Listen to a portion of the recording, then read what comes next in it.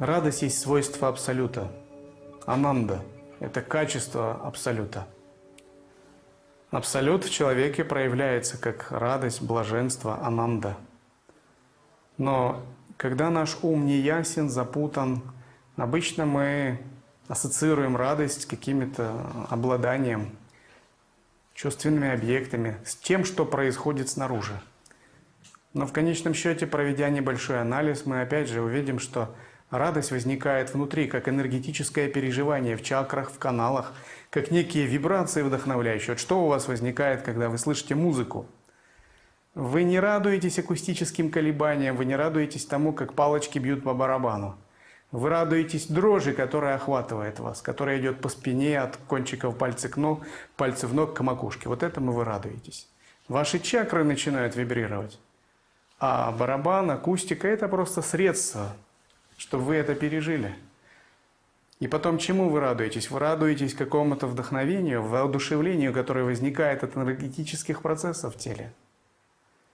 И вот сущность радости, подлинная сущность радости обнажается, когда мы от внешних объектов начинаем искать радость в теле, в пранах, в энергии. В конечном счете мы обнаружим, что даже в теле, в пранах и энергии нет истинной радости. Это тоже определенные условия. Истинная радость – это переживание чистого сознания. Нелегко пережить радость чистого сознания. Когда мы занимаемся анализом ума, мы обнаружим там некую пустоту, темноту и ничего радостного. Обычно все люди связывают радость с движением, обладанием вещами, отношениями. Только святые могут переживать радость без всего этого. Это и есть путь освобождения.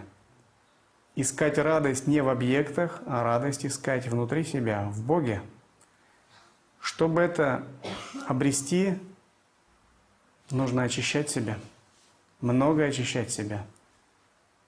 Нужно выходить за свои пределы. Тогда мы обнаружим истинную радость.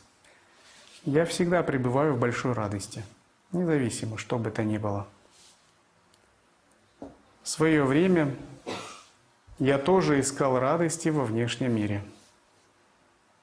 Но в конце концов это все надоело. И занявшись философией, я многие вещи переосмыслил.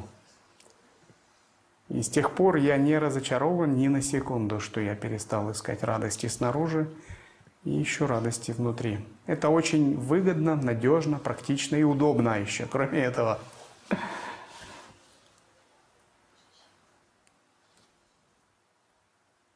Такой пример. Если у вас есть библиотека, вы желаете иметь много книг, обладать ими, и думаете, что будете рады, если у вас есть библиотека. Но если все книги закачать в какой-то очень небольшой предмет, то вам не нужна вся эта внешняя громоздкая библиотека. Это все может быть в чем-то маленьком. А если всю эту информацию иметь внутри, вы можете обойтись без всего, но ваша радость не уменьшится. Наоборот, то же самое и с духовной практикой. Всю Вселенную, все наши радости надо перевести на информационный уровень, а потом закачать ее как бы внутрь или обнаружить внутри, что одно и то же. Это и есть путь духовной практики. Обнаружение радости внутри. Опора на радость является одним из методов буддийской и тантрической традиции. И тексты, описывающие процессы кундалини-йоги и энергетики, говорят о разных видах радости или блаженстве. Есть мужское блаженство, женское, есть блаженство среднего рода.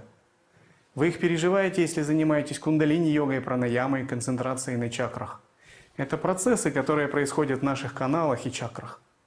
Есть радость, которая возникает в процессе медитации, дхьяны.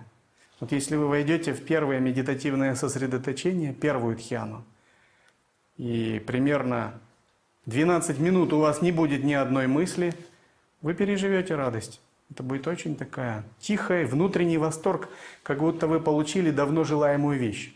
Но вы ничего не получили, вы просто открыли, что оно у вас есть всегда. То есть радость можно переживать в медитации.